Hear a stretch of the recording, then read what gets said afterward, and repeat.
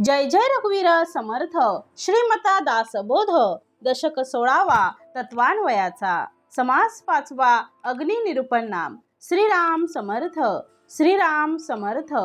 धन्य धन्य हा वैश्वानरू होय रघुनाथाचा शश्वरू विश्वव्यापक विश्वंभरू पिता जानकीचा।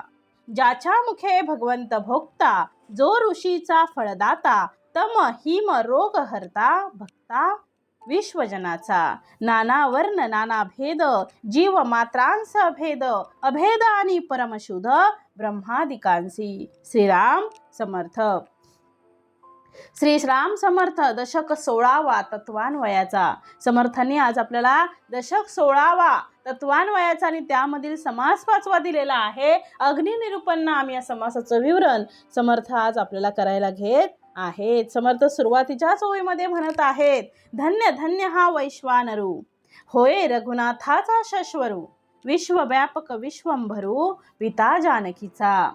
मग दशक 16वा समास 5वा अग्नि निरूपण नाम आणि या निरूपण नामामध्ये श्री समर्थांनी या समासामध्ये आपल्याला अग्नीचं महत्त्व समर्थांनी सांगितलेलं आहे। आतापर्यंत आपण आपाचं महत्त्व पाहिलं, त्याच्यानंतर समर्थ म्हणतात आहे सूर्यास्तवन पाहिलं। सगळ्याचं निरूपण म्हणजे सगळं बारीक बारीक ज्याच्यापासून ही पृथ्वी आहे या पृथ्वीचं निरूपण पाहिलं। म्हणजे पृथ्वीबद्दल समर्थांनी सगळं आपल्याला सांगितलं, ज्याच्यावर आपण उभे आहोत, जे आपल्याला सगळं देते, जिच्यातून आपण निर्माण होतो आणि पुन्हा तिच्यातच विलीन होतो, अशी ही पृथ्वी याबद्दलही समर्थांनी सांगितलेलं आहे। आणि आता समर्थ आपल्याला सांगत आहेत अग्नि निरूपण नाम। अग्नि निरूपण नाम अग्नीचं महत्त्व समर्थ आता आपल्याला करायला घेत आहेत। आज तुम्हाला माहित आहे का, संपूर्ण जगामध्ये 2 गोष्टींमध्ये चमत्कार झालेला आहे। एक तर चाक म्हणजे चक्र आणि दुसरं म्हणजे अग्नी। अग्नीचा शोध कोणी लावला, चाकाचा शोध कोणी लावला आणि त्यामुळे जगामध्ये एवढी मोठी क्रांती घडलेली आहे। आज मनुष्य सर्व सुखाचा उपयोग घेतो आहे तो केवळ अग्नीमुळे घेतो आहे। तो अग्नी जर नसेल, जर आपल्या घरात वीज नाही तर आमचे दिवसभराचे सगळे व्यवहार ठप्प होतात बघा। एक दिवस जर वीज नसेल, अर्ध्या तासासाठी जरी गेली असेल तरी किती कामं थांबली जातात बघा। एका आगीच्या शोधामुळे किती विकास झालेला आहे। यात समजा जर आपल्या घरातली लाईट नसेल तर घरातल्या सगळ्या वस्तू आपल्या या लाईटवर आहेत बघा। सगळ्या electronic, TV, mixer, washing machine, fridge, light घरात दिसणार नाही। लाईट नसेल तर घरात दिसेल का? नाही दिसणार। पाण्याचं वॉटर फिल्टर, सगळं काही आता या वीजवर डिपेंड आहे। म्हणजे या आगीवर सगळ्या गोष्टी, घरातल्या सगळ्या वस्तू या सगळ्या आगीवर आहेत। मग आग नसेल, अग्नीचा शोध लागला आणि त्याच्यामुळे ही क्रांती घडलेली आहे। मग दिवसभराचे जर वीज नसेल तर बघा दिवसभराचे सगळे व्यवहार थांबतात आपले। पाणी येत नाही, कारण वरती पाणी चढत नाही टाक्यांमध्ये, आणि मग घरात कसं पाणी येणार? मग समर्थ म्हणतात सगळ्या गोष्टींमध्ये या विजेचा मोठा वाटा आहे। सगळे व्यवहार बंद होतात। आपल्या घरामध्ये असलेली वीज बंद झाल्यामुळे घरगुती सगळी जी उपकरणं आहेत सगळी बंद होतात। इस्त्री सुद्धा बघा, टीव्ही आहे, इस्त्री आहे, लॅपटॉप आहे, मोबाईल आहे। म्हणजे समर्थ म्हणतात अग्नीमुळे हे सगळं घडलेलं आहे। एका अग्नीमुळे हे सगळं पॉसिबल आहे। एका विजेवर म्हणजे एका आगीवर किती यंत्र चालतात आहे, आणि त्या अग्नीचं वेगवेगळ्या प्रकारे रूपं आहेत। ती रूपं आम्हाला आज पाहायला मिळतील, कारण समर्थांनी सगळं दिलेलं आहे। अग्नी कशामध्ये आहे, अग्नीची रूपं कोणती आहेत आणि त्याचं महत्त्व समर्थांनी या समासामध्ये आपल्याला दिलेलं आहे। आणि म्हणून समर्थ म्हणतात आहे की या अग्निदेवतेची कृपा मानवावर झालेली आहे। आणि ज्या वेळेस या पृथ्वीवर अग्नीचा शोध नव्हता तेव्हा माणसाला जगणं कठीण झालं होतं। त्यावेळी बघा कंदमुळं असंच काढून, मांस असेच काढून खायचे। नंतर दगडावर घासल्यानंतर आगीची निर्मिती झाली। गोटावर घासल्यानंतर म्हणजे दगड एक दगड दुसऱ्या दगडावर घासल्यावर आग तिथून निर्माण झाली. मग त्याच्यातून नंतर मग ती कंदमुळं जी मांस जे नुसते खायचे भाजायच्या अगोदर, ते नंतर हळूहळू भाजून खायला लागले, त्याच्यामध्ये चव लागायला लागली. मग हळूहळू असा बदल, क्रांतीमध्ये असा बदल हळूहळू आपल्या झाला. आणि ज्या वेळेस या पृथ्वीवर अग्नीचा शोध नव्हता, तेव्हा मात्र माणसाचं जगणं किती कठीण होतं, खूप कठीण होतं. पण तो शोध कसा लागला आणि त्या शोधामुळे माणसाने स्वतःसाठी कशी, म्हणजे त्या शोधातून माणसाने स्वतःची प्रगती कशी करून घेतली, हे आम्हाला सगळ्यांना माहीत आहे.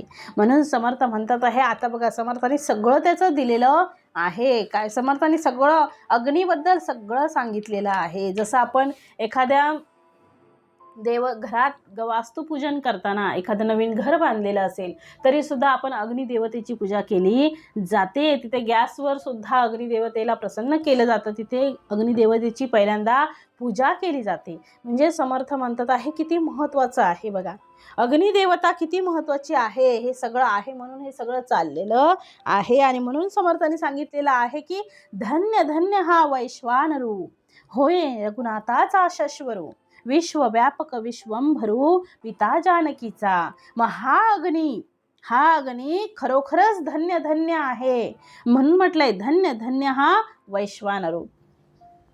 समर्थ म्हणतात आहे की हा अग्नी खरोखरच धन्य आहे, धन्य धन्य आहे. आणि तो कोण आहे, होय रघुनाथाचा शश्वरू, तो रघुनाथाचा सासरा आहे. तो विश्वव्यापक असून कोण, विश्वव्यापक विश्वंभरू पिता जानकीचा. मग तो विश्वव्यापक असून विश्वाचं भरण पोषणही तोच करतो आहे. रघुनाथाचा श्रीरामांचे ते सासरे आहेत कोण, पिता जानकीचा म्हणजे जनक राजा. ते कोण आहे, जानकी, तो जानकीचे पिता आहेत म्हणजे सीता मातेचे ते कोण आहेत, वडील आहेत. म्हणजे समर्थ म्हणतात आहे धन्य धन्य हा वैश्वानरू होय रघुनाथाचा शश्वरू, विश्वव्यापक विश्वंभरू पिता जानकीचा. मग या ओवीचा अर्थ समर्थाने एकदम लक्षात बघा वाचल्यानंतर काय वाटतं, मग इथे जानकीचा पिता म्हणून जनक राजा आहे. जानकीचा म्हणजे सीतेचा, माता सीतेचे वडील ज्यांचं नाव होतं जनकराजे. मग इथे रघुनाथाचा शश्वरू कसं म्हटलं, मग जानकीचा पिता कसं म्हटलं गेलं आहे, तर ज्या वेळेस रावणाकडनं रावणाच्या वधानंतर सीतामातेला आणल्यानंतर, म्हणजे रावणाकडून जे रावणाचा वध करण्यात आला नंतर सीतामातेला आणलं गेलं, त्यावेळेस जानकीला दत्तक म्हणून अग्निदेवतेने घेतलं सीतामातेला. आणि तिथे अग्निपरीक्षा देण्यात आली आणि तिची अग्निपरीक्षा घेतली गेल्यामुळे ती नंतर शुद्ध म्हणून सगळ्यांनी स्वीकारलं. आणि म्हणून हा अग्नी श्रीरामांचा शश्वरू म्हणजे सासरा झाला. आणि म्हणून समर्थ सुरुवातीलाच उल्लेख करतात आहे धन्य धन्य हा वैश्वानरू होय रघुनाथाचा शश्वरू, विश्वव्यापक विश्वंभरू पिता जानकीचा. ज्याच्या मुखे भगवंत भोगता, जो ऋषीचा फळदाता, तम हिम रोग हरता भरता विश्वजनाचा. नाना वर्ण नाना भेद, जीवमात्रांचा अभेद आणि परमशुद्ध ब्रह्मादिकांसी. मग ज्याच्या मुखे भगवंत भोगता, अग्नीच्या मुखानेच भगवंत सगळं हे यज्ञीय सामग्रीचा भोग घेतात आहेत. जो ऋषीचा फळदाता, अग्नीचं ऋषींना तपस्येचं जे फळ देणारा आहे, मग त्याचं समर्थ म्हणतात अग्नीचं तम हिम रोग हरता भरता विश्वजनाचा. अग्नीच अंधार थंडी रोग यांचं हरण करून जगातील सर्व लोकांचं पोषण कोण करते, भरता विश्वजनाचा. कोण करतं, अग्नी करते. आणि म्हणून म्हटलंय हा वैश्वानरू कसा आहे, समर्थांनी सांगितलंय हा वैश्वानरू कसा आहे. तर समर्थ म्हणतात आहे की भगवंताला जर काही द्यायचंच असेल, जर भगवंताला आपल्याला काही द्यायचंच असेल तर आपल्याला हवन भाग करावा लागतो. अग्नीमध्ये आपल्याला हवन करावं लागतं. आपल्याला माहिती आहे आपण वास्तुदेवतेची पूजा करताना किंवा अन्य काहीतरी पूजा करताना असं यज्ञ घातले जातं आणि तिथे हवन केलं जातं. मग अग्नीमध्ये आपल्याला हवन करावं लागतं आणि त्या निमित्ताने ते भगवंतापर्यंत पोचतं, म्हणजे ती पूजा भगवंतापर्यंत जाऊन पोचते. समर्थ म्हणतात आहेत की इथे जो ऋषींचा फळदाता आहे, ऋषींचा फळदाता म्हणजे अग्नी प्रगट केल्यानंतर, आपण तिथे अग्निहोत्र केल्यानंतर प्रत्यक्ष भगवंत तिथे प्रगट होतात. आणि त्याचमुळे आमच्या 3 गोष्टींचं हवन होतं. 3 गोष्टींचं हवन होतं. तम हिम रोग हरता भरता विश्वजनाचा. सांगितले समर्थांनी, ज्याच्या मुखे भगवंत भोगता, जो ऋषीचा फळदाता, तम हिम रोग हरता भरता विश्वजनाचा. म्हणजे समर्थ म्हणतात आहे की त्याचमुळे आमच्या 3 गोष्टींचं हवन होतं. 3 गोष्टी कोणत्या? तर पहिला आहे तम. तम म्हणजे अंधार. तम तो ज्ञानाचा अंधार असेल तर तो जगामध्ये सुद्धा अंधारच असेल. तम हिम. हिम म्हणजे थंडी आणि म्हणजे बर्फ, आणि या थंडीपासून रक्षण सुद्धा आमचं कोण करतो? थंडीपासून रक्षण कोण करतो? आपल्याला खूप थंडी वाजायला लागली की आपण शेकोटी घालतो. मग ती शेकोटी म्हणजे अग्नी आपल्याला त्याच्यापासून म्हणजे थंडीपासून आपलं रक्षण करतं. मग नाना प्रकारचे जे रोग आहेत, तिसरं सांगितलंय, नाना प्रकारचे जे रोग आहेत ते रोग सुद्धा अग्नीमुळे दूर होतात. म्हणजे तम हिम रोग हरता भरता विश्वजनाचा. मग म्हणून समर्थ म्हणतात या थंडीपासून रक्षण सुद्धा आमचं अग्नीपासून होतं. आणि नाना प्रकारचे जे रोग आहेत ते रोग सुद्धा अग्नीमुळेच दूर होतात. मग आरोग्यशास्त्रामध्ये अग्नीला फार महत्त्व दिलेलं आहे. शरीरातला हा अग्नी, यावरून त्याच्या रोगाची परीक्षा केली जाते. अग्नी मंदावणं हे आरोग्याला घातक आहे. जर बघा शरीरामध्ये ताप असेल, खूप तापही उपयोगाचा नाही. जेवढं दिलं आहे तेवढं लिमिटमध्ये असलं पाहिजे. 100च्या वर असला की आपण म्हणतो ना ताप भरपूर आलेला आहे. उष्णता, आपल्या अंगामध्ये उष्णता पाहिजे, नाहीतर माणूस जर शांतच झाला, कोरडा पडला तर मग काय समजावं? म्हणजे माणूस सोडून गेला असं म्हणतात जर थंड पडला. मग तसंच समर्थ म्हणतात आहे की या शरीराचं तापमानही त्या रेषेमध्ये असलं पाहिजे. तेवढं दिलंय तेवढं असलं पाहिजे. त्याच्यापेक्षा कमी झालं म्हणजे अग्नी कमी झाला तरी चालणार नाही, अग्नी जास्त झाला तरीही चालणार नाही. म्हणून समर्थ म्हणतात आहे असा हा अग्नीचा सगळ्या जगाचा काय आहे? हा भरता आहे. मग समर्थ म्हणतात आहे की शरीरातला हा अग्नी, यावरून त्या रोगाची परीक्षा केली जाते. अग्नी मंदावणं हे सगळ्या आरोग्याला घातक आहे. आणि म्हणून समर्थ म्हणतात असा हा अग्नी जो आहे तो कसा आहे? तर सगळ्या जगाचा तो भरता आहे. सगळ्या जगाचा भरता आहे म्हणजे पोषण करणारा आहे. तुमचं आमचं सगळ्यांचं तो पोषण करणारा आहे. आणि म्हणून समर्थांनी म्हटलेलं आहे की ज्याच्या मुखे भगवंत भोगता, जो ऋषीचा फळदाता, तम हिम रोग हरता भरता विश्वजनाचा. पुढे समर्थ म्हणतात नाना वर्ण नाना भेद, जीव मात्रांचा भेद, अभेद आणि परमशुद्ध ब्रह्मादिकांसी. मग आता समर्थांनी दिलंय नाना वर्ण नाना भेद. आता जीव मात्रा, सगळे प्राणी, सगळे मनुष्य एकसारखे आहेत का? हो नाही. एकाला पाहिलं तर त्याच्यासारखा माणूसच कुठे दिसत नाही. म्हणजे समर्थांनी परमेश्वराने किती विविधता ठेवलेली आहे बघा. आपल्या एकाच आईच्या उदरातून 4 मुलं जन्माला येतात, पण चौघांचेही डोळे वेगळे, कान वेगळे, नाक वेगळं, म्हणजे एकासारखा दुसरा दिसत नाही. येतात कुठून? एकाच आईच्या उदरातून. परंतु प्रत्येकाचं स्वभाव, प्रत्येकाचा रंग, रूप, त्याची वावरण्याची जी आहे ती कला, दिशा, त्याच्यानंतर त्याचं खानपान, त्याची आवड निवड, हे सगळं काय आहे? भिन्न भिन्न आहे. 4ही मुलं कशी आहेत? भिन्न भिन्न आहेत. मग एवढ्या जगामध्ये समर्थ किती व्यक्ती तितक्या प्रकृती आहेत, किती व्यक्ती आहेत.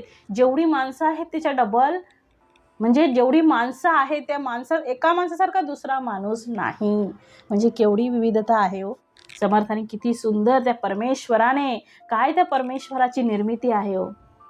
लक्षात घ्या ना, काय त्या परमेश्वराची निर्मिती आहे. परमेश्वर कसा ओळखावा? याच्यातूनच परमेश्वर ओळखावा. ही जी विविधता आहे ही कशावर आहे? काय एवढ्याशा फुलपाखरामध्ये ते फुलपाखरू केवढं छोटं असतं. माणूस तरी मोठा आहे, फुलपाखरू किती छोटं. त्याच्यावर एवढेशे डोळे, त्याचे पंख, त्याचे ते कलर, आणि त्याच्यामध्ये एकच कलर नाही, कितीतरी कलर रंगाने ते भरलेलं असतं. किती सुंदर त्याची ती प्रतिकृती असते. म्हणजे समर्थ म्हणतात आहे की त्या परमेश्वराने किती बारीक सारीक सगळ्या गोष्टी दिलेल्या आहेत बघा. मनुष्याचंच बघा, 2 डोळे, बारीक डोळे नाही मोठे. हात बघा, हात लांब दिले आहेत. कान बघा, नाक बघा, म्हणजे प्रत्येकामध्ये नाविन्य आहे. कोणाचे डोळ्यांचे कलर बघा, डोळ्यांच्या कलरामध्ये सुद्धा फरक आहे. म्हणजे समर्थ म्हणतात आहे त्या भगवंताला, त्या परमेश्वराने कशी निर्मिती केलेली आहे बघा. तो परमेश्वर ज्याने ही सृष्टी निर्माण केली आहे, इतकी सुंदर सुंदर प्रकृती बनवलेल्या आहेत, एवढ्या प्रकृती सुंदर आहेत, तो किती सुंदर असेल. ज्याने आपल्याला बनवलेला आहे, किती सुंदर केस बनवलेले आहेत, किती सुंदर चेहरा बनवलेला आहे, किती सुंदर व्यक्तित्व बनवलेलं आहे. त्यानुसार समर्थ म्हणतात आहे की समर्थाने कितीही प्रतिकृती बनवलेली आहे, किती विशेष आहे, सगळं काही उत्तमच बनवलेलं आहे. आणि त्या परमेश्वराला जाणणं खूप महत्त्वाचं आहे. त्याला विसरून कसं चालेल. म्हणून ज्या भगवंताने आपल्याला निर्माण केलेलं आहे, ज्याने एवढी सुंदर सृष्टी निर्माण केलेली आहे, तो भगवंत किती सुंदर असावा हो. खरंच तो भगवंत खूप सुंदर असावा. त्याच्याकडचे गुण आपल्यात यावे. त्याने प्रत्येकाला सुंदर बनवलं. प्रत्येकामध्ये काही ना काही विशेष गुण दिलेला आहे. असा एकही व्यक्ती नाही त्याच्याकडे विशेष गुण नाही. प्रत्येक जण आपल्या विशेष कामासाठी प्रसिद्ध आहे. कोणी दिसण्यासाठी, कोणी बोलण्यासाठी, कोणी गाण्यासाठी, कोणी नाचण्यासाठी. प्रत्येकाकडे वेगवेगळे गुण आहेत. प्रत्येकाकडे काही ना काही देणगी दिलेली आहे, जी उल्लेखनीय आहे. म्हणून समर्थ पुढे म्हणतात त्या परमेश्वराला विसरून कसं चालेल.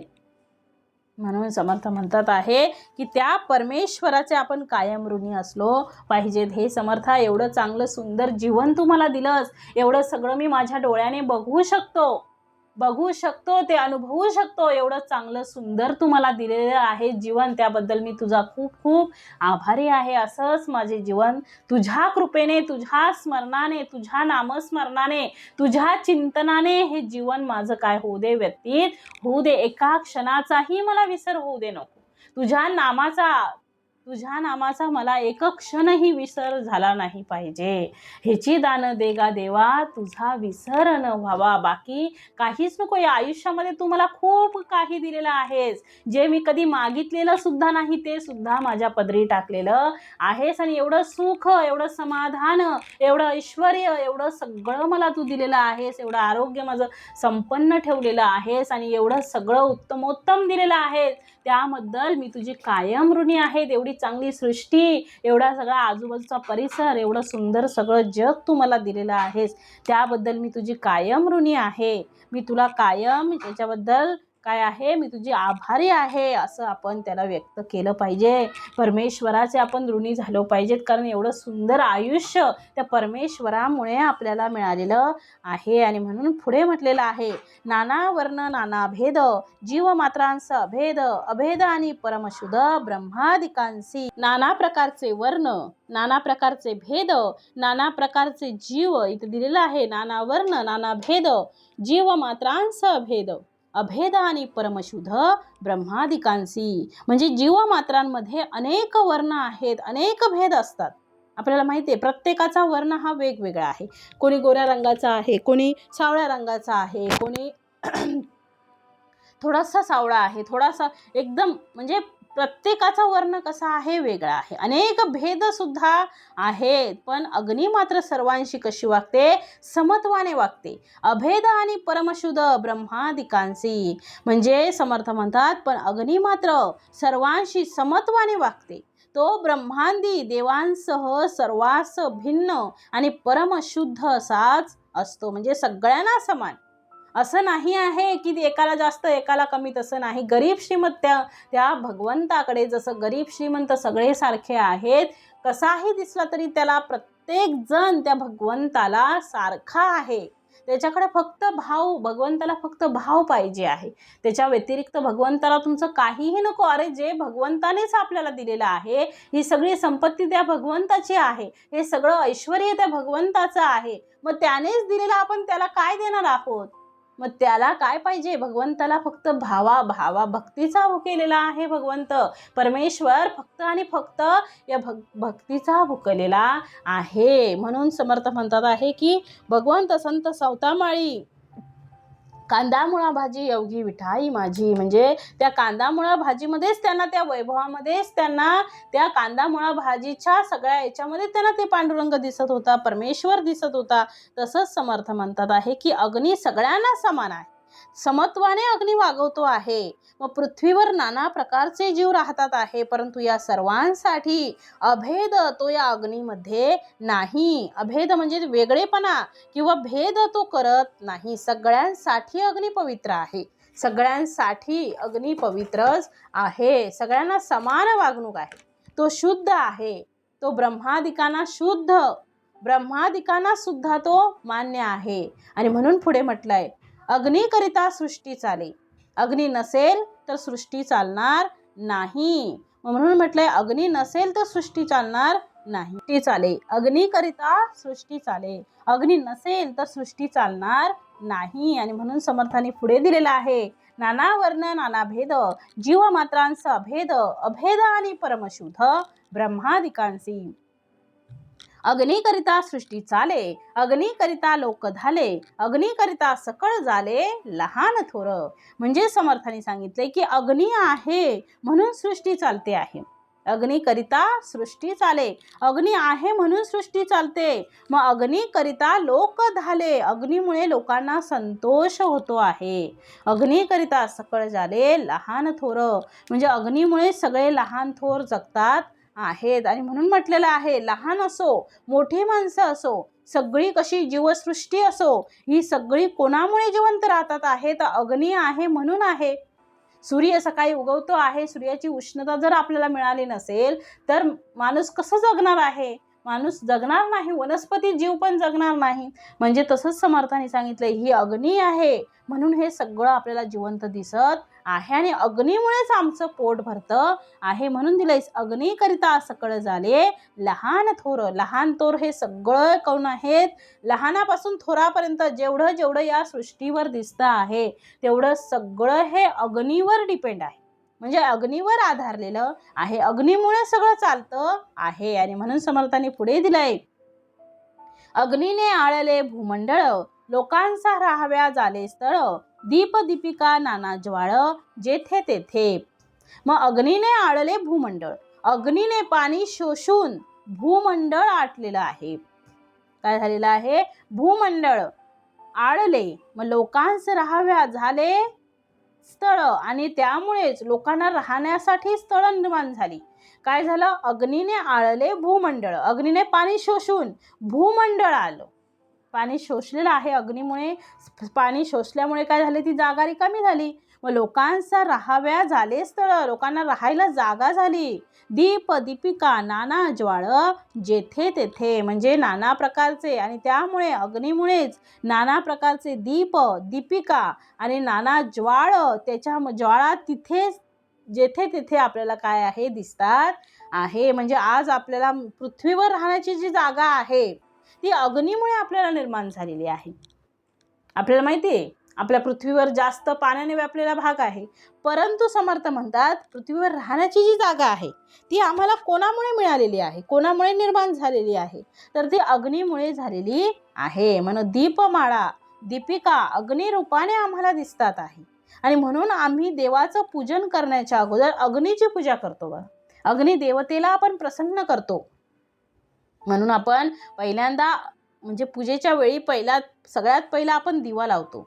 दिवा लावल्यानंतर देवपूजा करायला सुरुवात करतो. म्हणजे जिथे दीप सुरू आहे म्हणजे तो अग्नी आमच्यामध्ये प्रगट आहे आणि तो आहे म्हणून आम्ही आहोत. तो जर नसेल तर आम्ही सुद्धा राहणार नाही. याचं वर्णन समर्थ पुढे आता करतात आहे. आता पुढे समर्थांनी सांगितलंय, आता हे बाहेर अग्नी कुठे कुठे आहे तो दाखवला. आता आतमध्ये माणसाच्या आतमध्ये जो अग्नी आहे त्याच्याबद्दल समर्थ सांगत आहेत. आता खूप उत्तमाचं असं निरूपण समर्थ पुढे करत आहेत. समर्थांनी पुढे सांगितलंय अगदी सूक्ष्मातला सूक्ष्म भाग, जिथे आपण पोचू सुद्धा शकत नाही, जिचा आपण विचारही करू शकत नाही, असा विचार समर्थांनी इथे मांडलाय. किती वर्षांपूर्वी बघा, म्हणजे समर्थांनी किती बारीक अभ्यास केलेला आहे.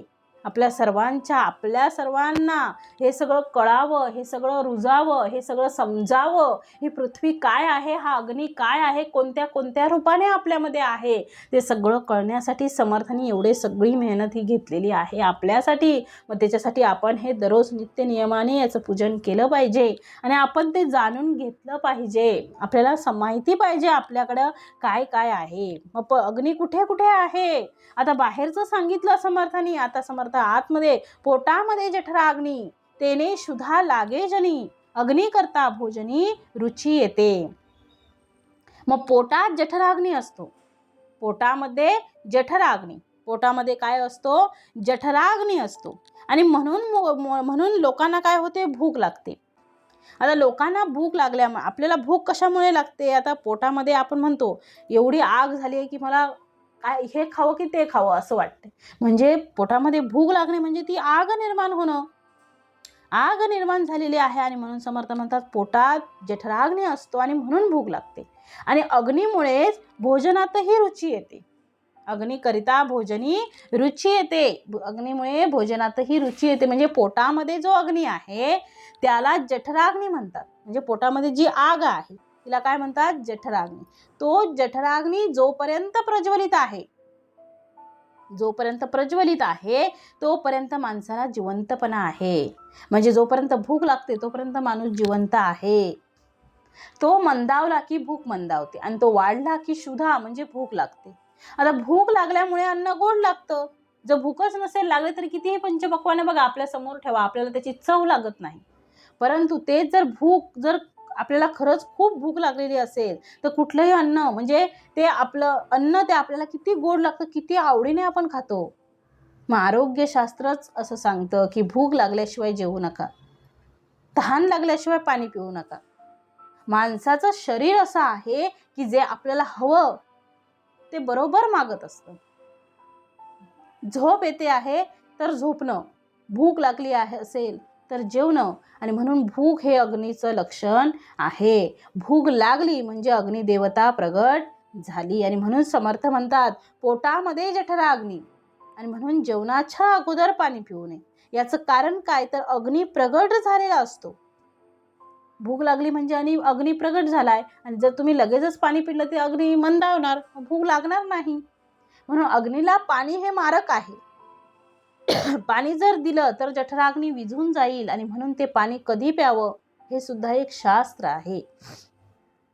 जेवणाच्या मध्यावर थोडं पाणी प्यावं, जेवण झाल्यानंतर तासभरानं पाणी प्यावं. म्हणजे आपला जो जठराग्नी प्रगट झालेला आहे त्या जठराग्नीमुळे आपण सेवन केलेलं अन्न जे आहे ते खऱ्या अर्थाने आविर्भूत झालेलं आहे आणि आमच्या अंतरात्म्याला तो अग्नी मिळतो आहे, मग अंतरात्म्याला तो घास मिळतो आहे. आणि म्हणून समर्थ म्हणतात पुढे दिलेले समर्थाने अग्नी सर्वांसी व्यापक, अग्नी सर्वांगी व्यापक, उष्णे राहे कोणी एक, उष्ण नसता सकळ लोक मरून जाती. आधी अग्नी मंद होतो. समर्थ पुढे सांगतात आहे पुढे तो नासतो. म्हणजे अग्नी सर्वांगी व्यापक, उष्णता अग्नी कसा आहे सर्वांगास व्यापून असतो. अग्नी सर्वांगी व्यापक, उष्णेर आहे कोणी एक, सर्वांना व्यापून असतो आणि म्हणून आपल्या शरीरात उष्णता असते. उष्ण नसता सकळ लोक मरून जाती. मग तशी उष्णता जर राहिली नाही तर सर्व लोक कसं जातील, मरून जातील. म्हणजे आपल्याला बघितलं जातं की देह पडल्यानंतर पहिल्यांदा नाडी चेक केली जाते. नाडी आतमध्ये म्हणजे नाडीशी बघितली जाते की हलते की नाही किंवा श्वास याचा होतोय की नाही, येतोय की नाही. मग ते अग्नीत जर मेलेला असेल, मंदावलेला असेल तर माणूस कसा होईल, मरून जाईल. मग तसंच सांगितलेलं आहे समर्थाने की आमच्या शरीरामध्ये अग्नी आहे. उष्णेर आहे कोणी एक, सगळ्या अंगामध्ये अग्नी आहे, प्रत्येकाच्या अंगात अग्नी आहे. उष्णेर आहे कोणी एक, उष्ण नसता सकळ लोक मरून जाती. मग आमच्या शरीरामध्ये समर्थ म्हणतात आहे आमच्या शरीरामध्ये अग्नी आहे. आम्ही हाताला हात घासला की आमच्या लक्षात येतं की आपले हात गरम झालेले आहेत. येतं की नाही हो? बघा नखाना नख घासली तरी आपल्याला गरम वाटतं. बघा हाताला हात घासा, कशी उष्णता येते आपल्याला, म्हणजे हाताला हात घासला की आमच्या लक्षात येतं की आपले हात गरम झालेले आहेत. घर्षणाने अग्नी प्रगट होतो. मग डोळ्यांमधून पाणी गरम येतं, अग्नी आहे. पोटामध्ये अग्नी आहे. शरीरातला कुठलाही भाग असा नाही जिथे अग्नी नाही. डॉक्टर जेव्हा आपल्याला तपासतात त्यावेळेस अग्नीच तपासला जातो की याचं टेम्परेचर किती आहे, उष्णता किती आहे. ती उष्णता योग्य प्रमाणात असणं याचा अर्थ मनुष्य स्वस्थ राहणं. आणि म्हणून स्वस्थता यासाठी अग्नीची गरज आहे. आणि म्हणून आम्ही व्यायाम करतो, म्हणजे अग्नी प्रगट होतो. अग्नी प्रगट झाल्यामुळे आपण जे खाऊ ते आपोआपच आपल्याला व्यवस्थित पचू लागतं. आणि लोक म्हणतात आम्ही जेवतो पण आम्हाला पचतच नाही. ते पचण्यासाठी त्यात अग्नीला प्रगट करावं लागतं. आणि तो अग्नी केव्हा प्रगट होईल, जेव्हा आम्ही व्यायाम करू त्यावेळेस. कारण व्यायामामुळेच चा अग्नी प्रगट होईल आणि त्यामुळे भूक लागेल आणि भूकेमुळेच आपल्याला अन्न पचवू शकते. आणि म्हणून ही सगळी शृंखला जी दिसते आहे आम्हाला ती अग्नीच्या सामर्थ्याने दिसते आहे. आणि म्हणून जर अग्नी जर नसेल तर मनुष्य काय होतो, डेड बॉडी. अग्नी नसेल तर मनुष्य आपण म्हणतो नाही राहिलाय, मनुष्य गेला. तसंच समर्थांनी इथे सांगितलेलं आहे. समर्थ म्हणतायत आधी अग्नी मंद होतो, पुढे प्राणी तो नासतो. पुढे प्राणी मरून जातो. काय सांगितलंय, अग्नी जो आहे तो मंद होतो, पुढे प्राणी तो नासतो, पुढे प्राणी मरून जातो. ऐसा हा अनुभव येतो प्राणी मात्रांशी. म्हणजे समर्थांनी सांगितलंय की माणूस मरायच्या आधी, म्हणजे शेवटच्या घटका मोजताना मरायच्या आधी शरीरातील अग्नी तो कसा होतो, मंद मंद होत जातो. म्हणजे तो अग्नी नाहीसा होत जातो. नंतर प्राणी मरतो. हा अनुभव सगळ्या प्राणी मात्रांना आहे. जेवढी या सृष्टीवर जन्म घेतलेला आहे त्या सगळ्या प्राणीमात्रांना हा अनुभव आहे. आणि म्हणून सांगितलेलं आहे जेव्हा तो अग्नी मंद होतो तेव्हा मग काय होतं, नाहीसा होतो. तेव्हा मनुष्य पण नाहीसा होतो, मनुष्य मरतो म्हणतो आपण त्याला. मग ऐसा हा अनुभव येतो प्राणीमात्रांशी. प्रत्येक प्राणीमात्राला हा अनुभव येतो. म्हणून सगळ्या लोकांना असा अनुभव आहे. आणि म्हणून तो अग्नी जो आहे तो मंदावणं, त्या अग्नीला सदैव म्हणजे तो मंदावणं त्याला सदैव प्रज्वलित ठेवलं पाहिजे, प्रज्वलित त्याला ठेवलं पाहिजे. म्हणून त्याच्या अग्नीमध्ये आपल्याला सगळं टाकत राहावं लागतं. सकाळी उठल्याबरोबर आपण पाणी पितो, त्यानंतर आपण दूध घेतो, त्यानंतर काही वेळाने नाश्ता करतो, दुपारच्या वेळी जेवण करतो, 4 वाजता थोडंसं काहीतरी खातो, रात्री पुन्हा जेवण करतो, झोपताना पुन्हा दूध घेतो. म्हणजे काय करतो आम्ही तर अग्नी प्रगट करतो आहे. अग्नीला आम्ही काहीतरी नेहमी अर्पण करतो आहे. आणि म्हणून अग्नीमध्ये जसं चांगलं तूप टाकतात तसं आपल्या पोटामध्ये सुद्धा चांगले पदार्थ टाकले पाहिजेत. जे पदार्थ आम्ही टाकतो त्यामुळे अग्नी शुद्ध होतो आणि त्यामुळे आरोग्य आपलं चांगलं राहतं. आणि म्हणून आज रस्त्यावर दिसणारे जे पदार्थ आहे ते पदार्थ माणसाच्या शरीराला घातक आहेत. रस्त्यावरचे उघडे पदार्थ जे आपण खातो ते माणसाच्या शरीराला खरंच घातक आहेत. त्या अग्नीला कोणते पदार्थ पाहिजे आहेत तर ज्याप्रमाणे होम करताना कुठलंही लाकूड आणून कुठलंही काष्ट आणून त्याच्यामध्ये टाकत नाहीत, त्या अग्नीत समर्पण करत नाहीत. तिथे शुद्ध जे वृक्ष आहे त्या वृक्षाची सविधा म्हणून त्यात अर्पण केले जातात. म्हणजे चंदनाची सविधा, आंब्याची सविधा, चांगल्या वृक्षांची सविधा त्यांच्यात टाकली जाते. कुठलाही वृक्ष टाकला जात नाही. तसं आपण कुठलंही काहीही बाहेरचं आणून पोटात टाकायचं नाही.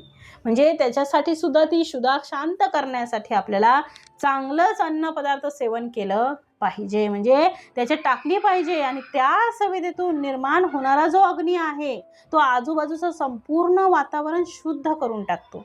अशा प्रकारे आमच्या शरीरामध्ये सुद्धा शुद्ध तुम्ही टाका, शुद्ध जे जे काही आहे ते टाका. आणि त्या शुद्धतेमुळे आमचं आरोग्य कसं राहील, चांगलं राहील. आणि चांगलं आरोग्य राहण्यासाठी आपल्याला आरोग्यशास्त्राने सांगितलेलं आहे की योग्य वेळी जेवा, योग्य पदार्थ सेवन करा. हितभूक मितभूक थोडं जेवा आणि प्रसंगानुरूप जेवत चला. कोणत्या वेळी काय खावं हे कळलं पाहिजे. आम्ही जेवताना ताक घेतलं पाहिजे, झोपताना दूध घेतलं पाहिजे आणि सकाळी उठल्याबरोबर पाणी घेतलं पाहिजे, गरम पाणी. म्हणून आरोग्य आमचं चांगलं राहण्यासाठी अग्नी हा प्रगट राहणं गरजेचं आहे. आणि म्हणून समर्थांनी पुढे दिलंय, असता अग्नीचे बळ शत्रू जिंके तात्काळ, अग्नी आहे तावत काळ जिने आहे. नाना रस निर्माण झाले, अग्निकरिता निपजले, महारोगी आरोग्य झाले निमिष मात्रे. मग असता अग्नीचं बळ, असता अग्नीचे बळ, अग्नीचे बळ जोपर्यंत असते तोपर्यंत आपल्याला सगळं काही जमतं बघा. एकदा अग्नी आपला कमी झाला, मंदावत गेला की आपल्याला कुठलंच काम जमत नाही. मग शत्रू जिंके तात्काळ, अग्नीचं बळ जोपर्यंत असतं तोपर्यंत शत्रूला तात्काळ जिंकता येतं. अग्नी आहे तावत काळ जिने आहे, म्हणजे जोपर्यंत अग्नी असतो तोपर्यंत प्राणी जगतो. मग अग्नी एकदा का मंदावला की प्राणी काय होतो, देह ठेवतो. म्हणजे तसंच म्हटलेलं आहे समर्थांनी, की समर्थांनी सांगितलंय की अग्नीमुळे असता अग्नीचे बळ शत्रू जिंके तात्काळ, म्हणजे अग्नीमुळे आम्हाला शत्रूवर विवेक मिळवता येतो. अनेक प्रकारचे बॉम्ब अग्नीचेच आहेत हो, अनेक प्रकारचे रॉकेट अग्नीचेच आहेत. शत्रूवर जर विजय मिळवायचा असेल तर आपल्यामध्ये असलेलं सामर्थ्य तो अग्नीच आहे. आणि त्या अग्नीमुळे शत्रूवर सुद्धा विजय मिळवता येतो. आणि ज्याचा अग्नी जास्त प्रज्वलित असतो तो शत्रूवर विजय मिळवत असतो. म्हणून अशा प्रकारे समर्थ म्हणतात की असता अग्नीचे बळ शत्रू जिंके तात्काळ, अग्नी आहे तावत काळ जिने आहे. आणि म्हणून पुढे समर्थांनी दिलंय, नाना रस निर्माण झाले, अग्निकरिता निपजले, महारोगी आरोग्य झाले निमिष मात्रे. पुढे आता समर्थांनी दिलेलं आहे, नाना रस निर्माण झाले, नाना रस निर्माण झालेले आहेत. आणि समर्थ म्हणतात आहे की नाना रसांची निर्मिती म्हणजे आरोग्य संपन्न होण्यासाठी, समर्थांनी सांगितले आरोग्य संपन्न होण्यासाठी सुद्धा समर्थ म्हणतात आहे नाना रस निर्माण झाले, अग्निकरिता निपजले, म्हणजे नाना प्रकारचे रस इथं निर्माण झालेले आहेत. नाना प्रकारच्या रसांची इथे निर्मिती झालेली आहे. आणि म्हणून समर्थांनी इथे दिलेलं आहे, समर्थ म्हणतात आहे की नाना प्रकारच्या रसांमुळे तो अग्नी कसा होतो, प्रज्वलित राहिलेला आहे. नाना प्रकारच्या रसांमुळे अग्नी प्रज्वलित राहिला आणि त्याने अग्नी प्रगट झाला आणि त्यामुळे नाना प्रकारच्या औषधी निर्माण झालेल्या आहेत. नाना प्रकारच्या औषधी त्याच्यामुळेच निर्माण झालेल्या आहेत. आणि म्हणून समर्थ पुढे म्हणतात आहे की त्याही अग्नीमुळेच निर्माण झाल्या. आणि पुढे दिलेलं आहे समर्थांनी, नाना रस निर्माण झाले, नाना रस महारोगी, पुढे दिलेलं आहे समर्थांनी, महारोगी आरोग्य झाले निमिष मात्रे. म्हणजे आज मोठमोठ्या प्रकारचे जे रोग होतात त्यांच्यासारखे त्यांच्यावर जे किरण टाकतात तेही अग्नीच आहे. आणि त्याच्यातून माणसाला आरोग्य प्राप्त होतं. म्हणजे ते हे असतो तो मरून जाण्यासाठी त्याच्यावर किरण टाकली जातात, मग त्याच्यातून माणसाला आरोग्य प्राप्त होतं आणि आपण औषध मग सेवन करतो. मग आरोग्य प्राप्त करण्यासाठी अग्नीची गरज आहे. आणि त्याच अग्नीचे हे नाना प्रकारचे रूप आपल्याला पाहायला मिळतात आहे. आणि म्हणून समर्थांनी पुढे दिलेला आहे, समर्थ म्हणतात आहे की सूर्य सकळांहून विशेष, पुढे दिले, सूर्य सकळांहून विशेष, सूर्या उपरी अग्नी प्रकाश, रात्रभागी लोक अग्नीस साहे करीती. म्हणजे सूर्य हा जो आहे तो सगळ्यांपेक्षा श्रेष्ठ आहे. सकळांहून विशेष, सर्वांहून तो श्रेष्ठ आहे. सूर्या उपरी अग्नी प्रकाश, पण समर्थ म्हणतात सूर्य सगळ्यात श्रेष्ठ आहे, मान्य आहे, परंतु पण त्याहूनही अग्नीचा प्रकाश श्रेष्ठ आहे. सूर्या उपरी अग्नी प्रकाश, रात्रभागी लोक अग्नीस सहाय्य करीती. रात्री सर्व लोकांना अग्नीचा सहाय्यभूत किंवा मदत करता होतो. म्हणजे अग्नी त्यांचा काय होतो, सहाय्यभूत होतो, त्यांचा मदत करता होतो. कारण आपल्या सर्वांना माहीत आहे, सगळ्यांना माहीत आहे की विशेष काय आहे, सूर्यापासून सगळं आम्हाला मिळतं आहे. पण समर्थ तर म्हणतात सूर्य तर महत्त्वाचा आहे, पण आम्हाला रात्रीच्या वेळी सूर्य काय करणार, म्हणून त्या ठिकाणी आम्हाला अग्नीची गरज आहे. रात्री जर आम्हाला प्रवास करायचा असेल तर अग्नी आमच्या जवळ असला पाहिजे. म्हणजे सूर्यापेक्षाही अग्नी महत्वाचा आहे. म्हणजे सूर्य आहे त्याचबरोबर अग्नीही महत्वाचा आहे. जसं गाडीला हेडलाईट असतात आणि म्हणून गाडी चालते. मग रात्रीच्या वेळी गाडीला जर हेडलाईट नसतील तर कसे आपल्याला दिसेल? म्हणून रात्रीच्या वेळी अभ्यास करायचा असेल तर आम्हाला घरी दिवे लावावे लागतात, म्हणजे अग्नीच आहे. मग जुन्या काळी कंदील घेऊन अभ्यास करत असत, अग्नीचाच तो प्रकार आहे. आणि म्हणून समर्थ म्हणतात हे सगळे काय आहेत? अग्नी आहेत. आणि म्हणून म्हटलंय सूर्य सकळांहून विशेष, सूर्या उपरी अग्नी प्रकाश, रात्र भागी लोक अग्नीच सहाय्य करीती. म्हणजे सहाय्यभूत रात्रीचा कोण आहे? अग्नी आहे. अशा प्रकारे समर्थ म्हणतात लोकांना रात्रीच्या वेळी अग्नी सहाय्यभूत असतो. आणि म्हणून पुढे दिलंय अंत्य जगृहीचा अग्नी आणिला, त्यास दोष नाही बोलिला, सकळा गृहे पवित्र झाला वैश्वानरू. म्हणजे अंत्यजाच्या घरातला अग्नी आणला तरी त्यामुळे दोष लागत नाही असं शास्त्र सांगतं. कारण अग्नी हा सर्वांच्या म्हणजे सगळ्यांच्या गृही काय आहे? पवित्रच असतो. म्हणून म्हटलंय काय? अग्निहोत्र नाना याग, अग्निकरिता होती सांग, अग्नी तृप्त होता मग सुप्रसन्न होतो. म्हणजे अग्निहोत्र नाना प्रकारचे यज्ञ याग यामुळे यथा सांग देव दानव मानव यांचे सगळ्यांचे व्यवहार अग्नीमुळेच चालतात. आणि सर्व लोकांचं कल्याण हे कोणामुळे होतं? अग्नीमुळेच होतं. आणि म्हणून समर्थाने इथे म्हटलंय अग्नी प्रसन्न झाला की सगळे प्रसन्न होतात. ही प्रसन्नता सुद्धा कोणामुळे आहे? अग्नीमुळे आहे. समर्थाने सांगितलंय की हे सगळं अग्नीमुळे आहे. कोणामुळे होतो आहे आपल्याला आनंद? हा अग्नीमुळे आहे. मग तो अग्नीमुळे होतो. आमची प्रकृती ठीक नसेल तर आपलं चेहऱ्यावरचं हास्यच निघून जातं. अग्नीच मंद होतो, भूक लागत नाही. आणि भूक न लागणे म्हणजे अग्नी मंदावण्याचं लक्षण आहे. जसं जसं वय वाढत जातं तसं आहार कमी कमी होत जातो. जसा पैलवानांचा आहार जास्त काळ का असतो? जास्त का असतो? कारण त्यांचा अग्नी जास्त प्रगटलेला असतो आणि त्यामुळे ते सेवन केल्याने आरोग्य संपन्न होतं. आणि म्हणून अशा प्रकारे अग्नी प्रगट झाला पाहिजे आणि त्या अग्नीला कुठेही दोष नाही आहे. अग्निहोत्र अनेकांच्या घरात केलं जातं. घरामध्ये अग्निहोत्र करण्याची जुनी परंपरा आहे. अनेक घरांमध्ये आजही अग्निहोत्र केलं जातं. अग्नीची पूजा केली जाते. सकाळी ते संध्याकाळी त्याचं हवन केलं जातं. आणि म्हणून अग्निहोत्रापासून अग्निहोत्री असा शब्द आलेला आहे. आणि म्हणून समर्थांनी म्हटलंय अग्निहोत्र नाना याग, अशा प्रकारे हे नाना याग केले जातात. अग्निकरिता होती सांग, अग्नी तृप्त होता मग सुप्रसन्न होतो. देव दानव मानव, अग्निकरिता चाले सर्व. देव दानव मानव, अग्निकरिता चाले सर्व, सकळ जनासी उपाव अग्नी आहे.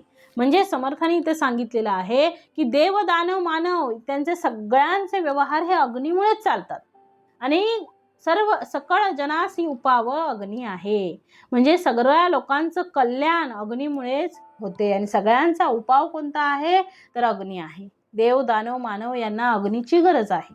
अग्नीमुळे सगळा आनंद आहे. अहो लग्न मंडपामध्ये मुला मुलींचे लग्न लागल्यानंतर लग्नाच्या बाहेर सुद्धा फटाके फोडले जातात. अग्नीच्या माध्यमातून आनंद व्यक्त केला जातो. इथे सुद्धा पहा काय म्हटलंय, लग्ने करीती थोर थोर. पुढे दिले लग्ने करीती थोर थोर, नाना दारूचा प्रकार, भूमंडळी यात्रा थोर, दारूने शोभती. दारूमुळे, दारूचा अर्थ आहे दारू गोळा, या प्रगट केल्यामुळे आनंद व्यक्त केला जातो. म्हणून पुढे दिलंय नाना लोक म्हणजे थोरा मोठ्यांच्या लग्न समारंभात शोभेच्या दारूचे नाना प्रकार करतात. या जगात मोठमोठ्या यात्रा भरतात त्यावेळी ही दारूने त्यांना शोभा येते. म्हणजे फटाके वाजून ते वेगवेगळ्या प्रकारचे फटाके असतात. आणि म्हणून पुढे दिलंय समर्थाने नाना लोक रोगी होती, उष्ण औषधे सेविती, तेने लोक आरोग्य होती वन्ही करिता. म्हणून पुढे आता समर्थ म्हणतात आहे की अग्नीमुळे आम्हाला आरोग्य प्राप्त होते आहे. अग्नीमुळे आरोग्य प्राप्त झालेलं आहे. अनेक रोगी जे आहेत त्या रोग्यांना औषध डॉक्टर देतात, पण त्या औषधीमध्ये सुद्धा उष्णता आहे. ॲसिडिटी वाढते म्हणजे काय होते तर अग्नी प्रगट होतो ना, मग तिच्यावर गोळी घेतल्यानंतर पुन्हा मंदावतो. त्याचं ते प्रगट होण्याचं प्रमाणामध्ये होतं. अति अग्नी प्रगट झाला तरी सुद्धा आमच्या पोटाला त्रास होतो आणि तो नाही प्रगट झाला तरी सुद्धा भूक लागत नाही. म्हणून सगळ्या प्रकारामध्ये अग्नी हा योग्य प्रमाणात आपल्या शरीरात अत्यंत आवश्यक आहे. आणि म्हणून समर्थांनी पुढे म्हटलंय, ब्राह्मणास तनु मनु सूर्यदेव हुताशनु एतद्विषयी अनुमानू काहीच नाही. म्हणजे ब्राह्मणाचं तर तन मन आदी सर्वस्व म्हणजे सूर्य आणि अग्नी हेच आहेत. याशिवाय अनुमान करण्याची आवश्यकताच नाही. म्हणजे ब्राह्मणांना सुद्धा अग्निहोत्रींची गरज आहे, सूर्यदेवांची गरज आहे, अग्नीची पूजा आहे आणि त्याशिवाय त्यांचं कर्मच होणार नाही. पूजेमध्ये पहिलं अग्नी आणतात, नंतर पूजा होते. म्हणून अग्नीशिवाय काही होणार नाही. आता अग्नीचे प्रकार कोणते आहेत ते आता समर्थ पुढे सांगत आहेत. आता बाकी सगळं समर्थांनी सांगितलं. पोटामध्ये अग्नी कसा निर्माण होतो आणि कसं कसं अग्नीमुळे अग्नी जर मंदावला तर काय होतं, आपला देह ठेवला जातो. तसंच समर्थ म्हणतात आहे की आता अग्नीचे प्रकार कोणते आहेत. लोकांमध्ये जठरानळू, सागरी आहे वडवानळू, भूगोळाबाहेर आवरणाळू, शिवनेत्री विद्युल्लता. आता समर्थ म्हणतात पोटामध्ये जो आहे त्याला बोलतात जठराग्नी. पोटामध्ये जो आहे त्याला बोलतात जठराग्नी. लोकात जठराग्नी असतो, सागरात वडवाग्नी आहे आणि भूगोळाच्या बाहेर आवरणाळ नळ जो आहे तो शंकरांच्या डोळ्यात वीजरूपी अग्नी आहे. म्हणजे सागराला आग लागते त्याला वडवानळ असे म्हणतात. सागराला जी आग लागते त्याला वडवानळ असं म्हणतात. आणि जंगलाला आग लागते तेव्हा सुद्धा वडवानळाबरोबर त्याला वणवा पेटला असंही म्हणतात. मग भूगोळ, आता भूगोळ याला भूगोळाच्या बाहेर सुद्धा अग्नी आहे आणि भूमीच्या बाहेरही अग्नी आहे, त्याला आवरणाळू म्हणतात. आणि भगवंताच्या नेत्रामध्ये सुद्धा अग्नी आहे. शिवभक्तांना माहिती आहे की तिसरा डोळा भगवंताचा तिसरा डोळा आहे. त्या तिसऱ्या डोळ्यातून जो अग्नी निघतो ती विद्युल्लता आहे.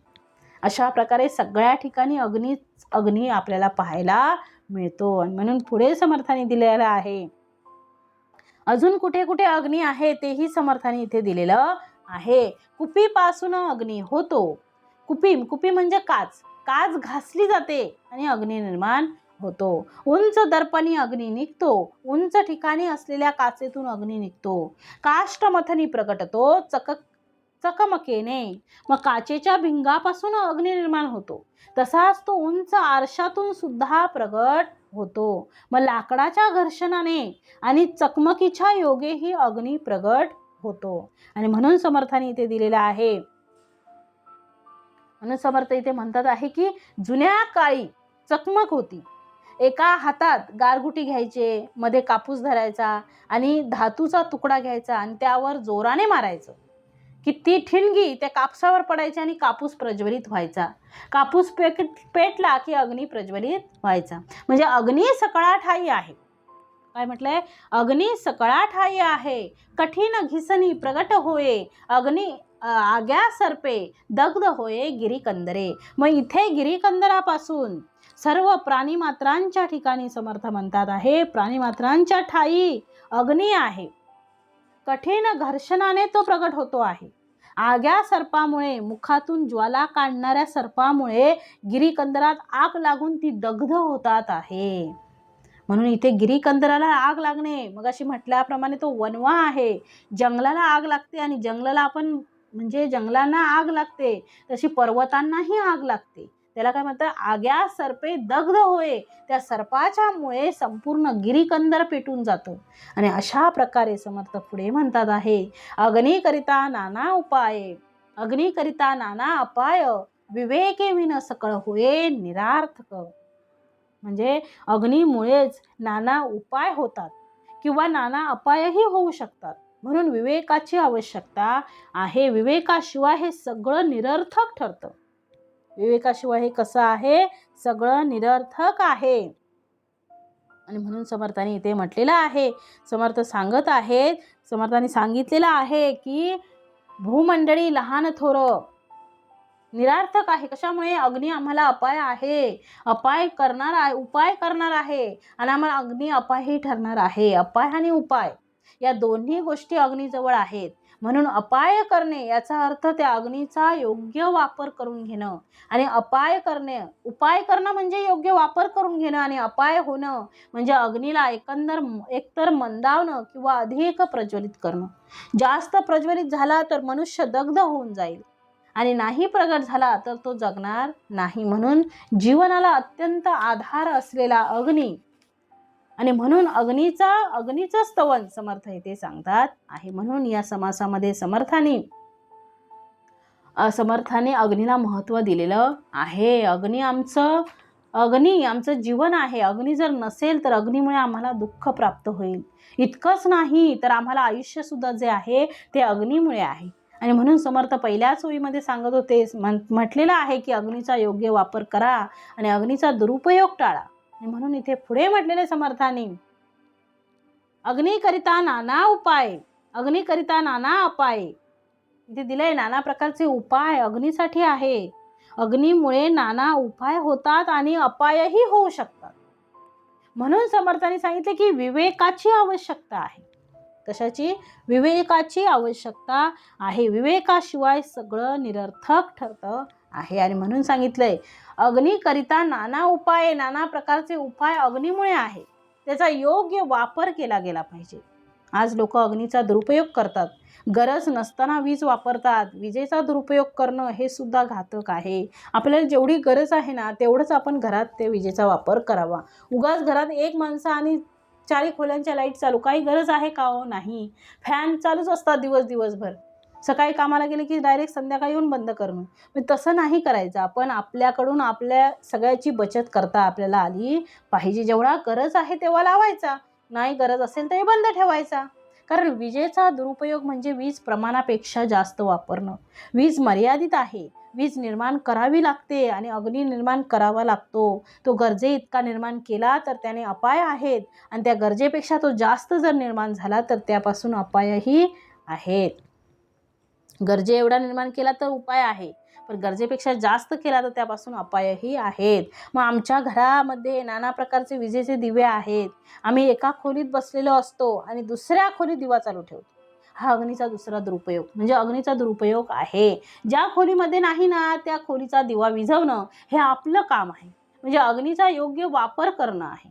आपण वीज वाचवा असा शब्द वापरतो, विजेचा दुरुपयोग करू नका असं म्हणतो ते यासाठीच. म्हणून समर्थ म्हणतात अग्नीमुळे आम्हाला अपाय होतो आणि अग्नीमुळे आम्हाला उपाय होतो आणि अपायही होतो. म्हणून म्हटलेलं आहे अग्निकरिता नाना उपाय, अग्निकरिता नाना अपाय, विवेकी विन सकळ होय निरार्थक. म्हणून विवेकाचा वापर करा. विवेक करावे कार्य साधन.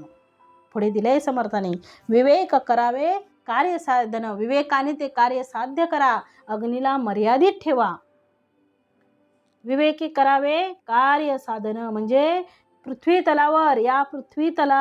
तलावर जर सर्व लहान थोरांना अग्नीचाच आधार आहे.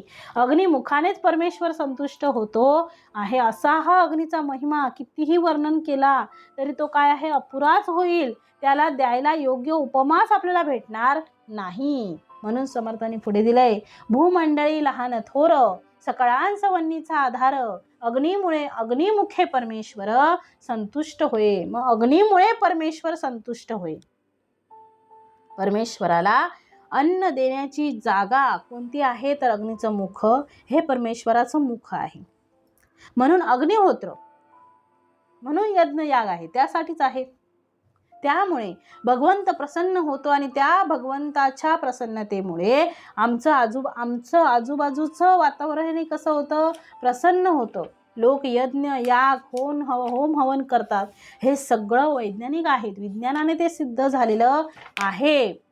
घराची शुद्धता, आता आपण पाहिलं ना की कोरोनाच्या काळामध्ये अग्नी प्रगट झाला, आरोग्य प्राप्त झालं. अग्नी मंदावला, आरोग्य प्राप्त झालं का? आम्ही बाहेरून फिरून यायचो का? बाहेरून फिरून यायचो. काही झालं आम्ही बाहेरून फिरून यायचो, काही काम करून घरात आल्याबरोबर आम्ही वाफ घ्यायचो की नाही? कोरोनाच्या काळात बघा काय आहे हो, हे अग्नी घेणंच आहे. अग्नीमुळे रोगजंतू मरतात. गरम पाणी प्यायलो, काय नाही केलं, सगळं केलं. आपल्या शरीरामध्ये असलेले जे रोग आहेत ते गरम पाण्यामुळे जातात. पाणी त्याच्यामध्ये अग्नी आहे, पाण्याला वाफ दिली की मग ती वाफ आपण घेतो. म्हणजे म्हणून शरीराच्या हितासाठी तो अग्नी प्रगट झालेला आहे. व्यायाम करणाऱ्याच्या शरीरात अग्नी प्रगट झालेला असतो आणि त्यामुळे रोग मरतात. जसं समर्थ म्हणतात की आपल्याला एक माहिती आहे की आपल्याला ताप येतो तेव्हा आपण म्हणतो ताप कशामुळे आला, तर ताप हा सुद्धा शरीरामध्ये असलेले जे जे जे काही रोग आहेत ते कमी करण्यासाठी शरीरात ताप वाढलेला आहे. नाहीतर अग्नी देवता प्रगट झालेली आहे, त्याच्याने ते मरतात आणि आपल्याला पुन्हा म्हणजे आरोग्य प्राप्त करून देतात. आपण तापावरून आपल्याला काहीतरी आजार झाला म्हणतो, पण ताप हा त्या रोगांवरचा उपचार आहे. म्हणून समर्थ सांगतात आहे, पण तो ताप अधिक वाढला तर तो ताप जाईना, म्हणून तो मर्यादित असला पाहिजे. म्हणजे अधिक वाढला तर तो जाणार नाही, म्हणून तो मर्यादित असला पाहिजे. ऐसा अग्नीचा महिमा, असा अग्नीचा महिमा आहे. ऐसा अग्नीचा महिमा बोलिजे तुकी उनी उपमा, उत्तरोत्तर अगाध महिमा अग्निपुरुषाचा. म्हणून अग्निपुरुषाचा, अग्निदेवतेचा महिमा अगाध आहे. तो शब्दांनी वर्णन करता येत नाही. जगामध्ये असलेले सगळे लोक अग्नीच्या सामर्थ्याने सुख संपन्न होतात आणि सुखी होतात आहे. मग कल्पना करा, वीज नसेल तर काय होईल? वीज नसेल तर काय होईल? अग्नी नसेल तर काय होईल? म्हणजे तर समर्थ म्हणतात कोणी राहणार नाही. म्हणून समर्थाने पुढे दिलंय, जीत असता सुखी राही, जीत असता सुखी करी, मेल्या प्रेत भस्म करी, सर्व भक्षकू त्याची थोरी, काय म्हणून सांगावी. म्हणून जिवंत असताना अग्नी त्याला सुख देतो आणि मेल्यावर तो प्रेताला भस्म करतो. मग अग्नी सर्व भक्षक आहे, त्याची थोरवी काय वर्णावी. जिवंत असताना सुख प्राप्त करून देतो आणि आमच्या जेवणातले सगळे पदार्थ आम्हाला अग्नीमुळे मिळतात. म्हणून जुन्या काळी अशी पद्धत होती, ती आजही आहे. अग्नीला सर्वप्रथम नैवेद्य देतात बघा. ज्या चुलीवर, ज्या गॅसवर आपण काही पदार्थ बनवतो तिथेच आपण थोडासा त्या अग्निदेवतेसाठी सुद्धा पहिल्यांदा काढून ठेवतो. म्हणजे त्या चुलीमध्ये घास टाकला जातो. स्वयंपाक करायचा आणि त्याच्यातच एक घास त्या चुलीमध्ये अर्पण करायचा. त्या अग्नीमुळे आम्हाला ते चांगलं अन्न मिळालेलं आहे. म्हणून पहिला नैवेद्य अग्निदेवतेला आणि मग राहिलेलं जेवण आपण प्रसाद म्हणून सेवन करतो. म्हणून इथे म्हटलंय, जीत असता सुखी करी, मेल्या प्रेत भस्म करी, सर्व भक्षकू त्याची थोरी, काय म्हणून सांगावी. मग मेल्यानंतर माणसाला भस्म करण्याचं काम सुद्धा कोण करतो? अग्नी करत असतो. अग्नी माणसाला भस्मही करतो आणि अग्नी माणसाला जीवनही देतो. म्हणून सगळं काही अग्नीच करणारा आहे. अशा प्रकारे समर्थ म्हणतात, सर्व करून सर्व भक्षकू त्याची थोरी, काय म्हणून सांगावी. सर्व भक्षकू आहे, सगळ्यांना भक्षण करतो. माणूस मेला, प्राणी मेला, कोणीही मेला असेल तर त्याला अग्नीमध्ये समर्पित केला जातो आणि तो अग्निदेवता त्याला संपवून टाकतो. अग्नी आहे म्हणून त्याला जीवन आहे. म्हणून अग्नी मेल्यानंतर सुद्धा तो अग्निरूप होऊन जातो. म्हणून अग्नीशिवाय पर्याय नाही. म्हणून समर्थाने पुढे दिलंय, सकळ सृष्टीचा संहार, प्रळय करी वैश्वानरे पदार्थ मात्र काहीच उरेना. म्हणजे जेव्हा संहार काळ येतो तेव्हा संहार करणारा सुद्धा अग्नीच आहे. काही शिल्लक राहत नाही. अग्नीमध्ये सगळं भस्म होतं आणि म्हणून सगळ्यांना ग्रहण करतो आणि तो संपवून टाकतो अग्नी. मग त्याला अग्निरूप करून टाकतो. लोखंडाला जरी अग्नीत टाकलं तर लोखंडाचं सुद्धा अग्नीमध्ये रूपांतर होतं. शिल्लक काहीच राहत नाही. म्हणून पुढे म्हटलंय, नाना होम उदंड करीती, घरोघरी वैश्यदेव चालती, नाना क्षेत्री दीप जळती, देवापासी. देवाच्या जवळ आपण दिवा लावतो व पूजा करत असताना दिवा प्रज्वलित असतो, म्हणजे अग्निदेवतेची पूजा आहे. आणि दुसरी गोष्ट अशी आहे की समर्थांचे सद्गुरू प्रभू रामचंद्र यांचे सासरे सुद्धा अग्निदेवताच आहेत. दुसरी गोष्ट, समर्थांचे सद्गुरू प्रभू रामचंद्र हे सूर्याचेच वंशज आहेत आणि सूर्यनारायण हेही अग्नीचंच मूळ रूप आहे. म्हणून आम्हाला अग्नीची पूजा आहे. आम्ही म्हणतो तमसो मा ज्योतिर्गमय असं वचन आपण वापरतो. तम म्हणजे अंधार आणि ज्योती म्हणजे अग्नी किंवा प्रकाश. आणि आम्ही ज्या अंधारातून प्रकाशाकडे जातो अशी आमची म्हणजे अंधाराकडून आपण काय करतो? प्रकाशाकडे जातो. ही आपली भारतीय संस्कृती आहे. आम्ही दिवे विझवत नाही, आम्ही दिवे प्रज्वलित करतो. विझवणं नाही, प्रज्वलित करणं. म्हणजे प्रकाश हे ज्ञानाचं लक्षण आहे आणि अंधार हे अज्ञानाचं लक्षण आहे. म्हणून आम्ही अज्ञानातून ज्ञानाकडे गेलं पाहिजे. तमसो मा ज्योतिर्गमय. अशा प्रकारे समर्थाने आपल्याला या ठिकाणी अग्नीचं महत्त्व सांगितलं.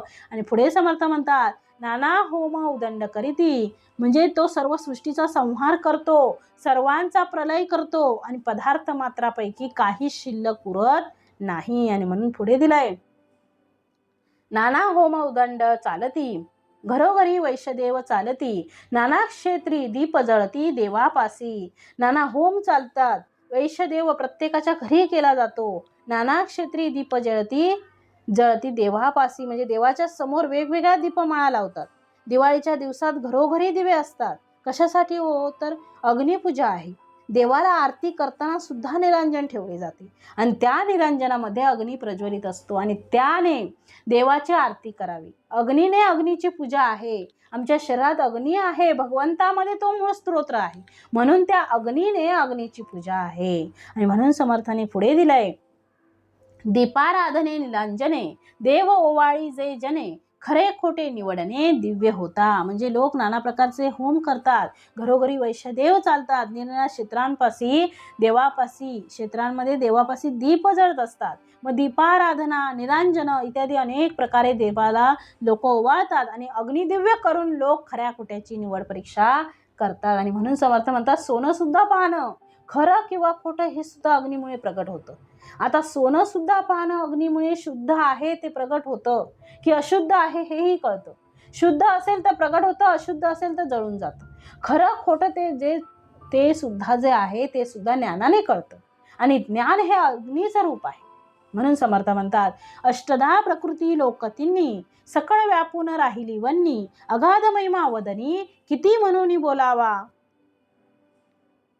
अशा प्रकारे त्या अग्नीच्या रूपाला कुठे कुठे तो अग्नी दिसतो आहे आम्हाला. म्हणून समर्थ म्हणतात, अष्टधा प्रकृती हा शब्द आम्ही ग्रंथ सुरुवातीपासून आतापर्यंत ऐकत आहोत, ग्रंथ चालू झाल्यापासून. अष्टधा प्रकृती म्हणजे काय?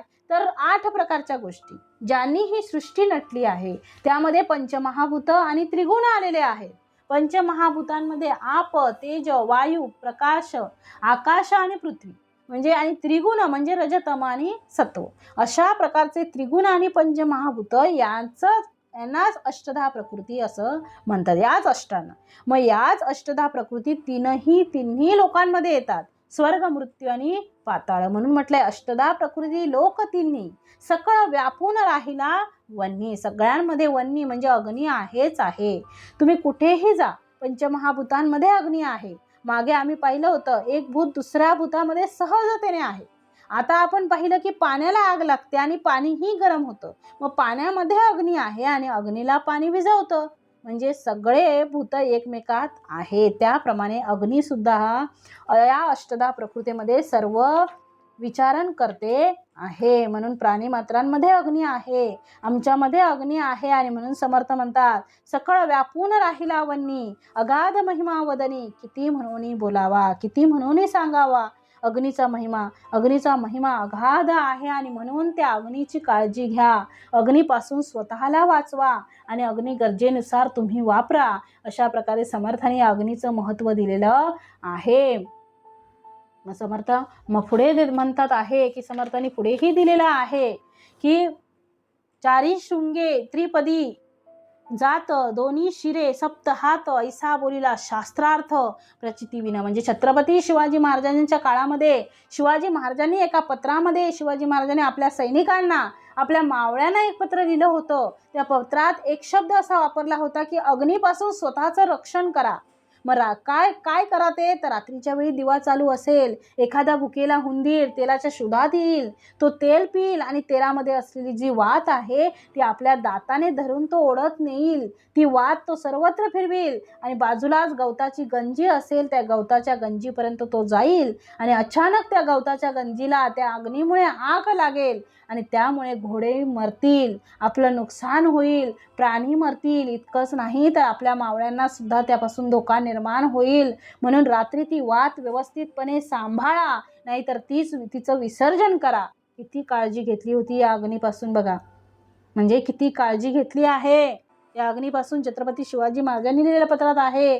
छत्रपती शिवाजी महाराजांनी आज 400 वर्षांपूर्वी अशा प्रकारची सूचना दिलेली आहे, आजही आम्हाला गरजेची आहे. म्हणून घराला आग लागली असताना घरात थांबणं योग्य नाही आणि घरामध्ये अग्नीची गरज आहे, म्हणून त्या अग्नीला सुद्धा व्यवस्थित सांभाळायची गरज आहे. अग्नी हिताचा आहे, तसा तो म्हणजे आपकडून म्हणजे तसा तो काय आहे, अहित सुद्धा घडवू शकतो आपल्याकडून. मग त्याचा आपण योग्य वापर केला पाहिजे असं समर्थ ठिकठिकाणी सांगत आहे. आता या अग्नीचं रूप प्रत्यक्ष सगुण रूप ते शास्त्रामध्ये कसं सांगितलंय ती ओवी ऐका. चारी शिंगे, 4 प्रकारची शिंग आहेत. अग्नीला 4 शिंग आहेत म्हटलंय. त्रिपदी जात, अग्नीला 3 पाय म्हटले आहेत. 3 पायाचा अग्नी आहे. 2 शिरे, 2 डोकी आहेत. 7 हात आणि हात किती आहेत? 7 आहेत. ऐसा बोलिला शास्त्रार्थ प्रचिती विन. मग शास्त्रामध्ये प्रचिती घेऊन, प्रचितीचा अनुभव घेऊन त्या अग्नीचं असं रूप प्रगट केलेलं आहे. आणि म्हणून अशा प्रकारचा अग्नी, आपण त्या अग्नीची पूजा करा, त्याची काळजी घ्या, कारण ज्याची पूजा करत असतो त्याची काळजी घेत असतो. म्हणून समर्थ म्हणतात पूजा करणे म्हणजे त्याची काळजी घेणं आहे. ऐसा वन्नी उष्णमूर्ती, अशा प्रकारचा अग्नी उष्णमूर्ती आहे, तो मी बोलिला यथामती न्यूनपूर्ण क्षमाश्रुती केले पाहिजे. अशा प्रकारे समर्थाने अग्नीचं वर्णन केलेलं आहे. ऐसा वन्नी उष्णमूर्ती, तो मी बोलिला यथामती न्यूनपूर्ण क्षमाश्रुती केले पाहिजे. अशा या उष्णमूर्ती अग्नीचं वर्णन मी यथामती केलेलं आहे. यात काही अधिक उन झालं असेल तर श्रोत्यांनी क्षमा केली पाहिजे असं समर्थ म्हणत आहेत. इति श्रीदास बोधे गुरु शिष्य संवादे अग्निनिरूपण नाम समास 5वा. जय जय रघुवीर समर्थ.